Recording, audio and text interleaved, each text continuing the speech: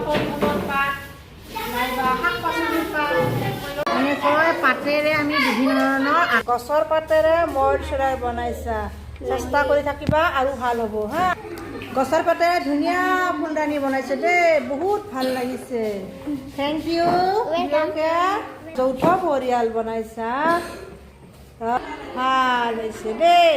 জনে বনাইছে এইটো যৌথ পৰিয়ালৰ পাতেৰে ছবি, বঢ়িয়া হৈছে হয়নে নহয়? ময়ূৰৰ আকৃতি এটা বনোৱা হৈছে গছৰ পাতেৰে।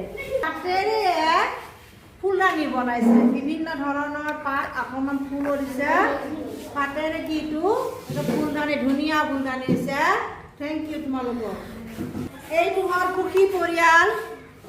সুখী পৰিয়ালৰ চিত্ৰ পাতেৰে বনাইছে। এইটো গোবৰত থকা পৰুৱা ঘুমুৰা নিচিনা এইটো বনোৱা হৈছে গছৰ পাতেৰে।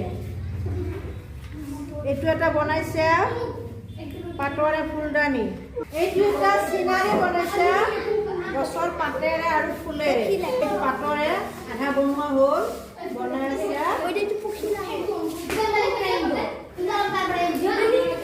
ঔষধি গছৰ বিভিন্ন গছৰ পাতৰ ঔষধি গছৰ বনোৱা হৈছে। এইটো গছৰ পাতেৰে ফুলদানি, গছৰ পাতেৰে ভাটৌ চৰাই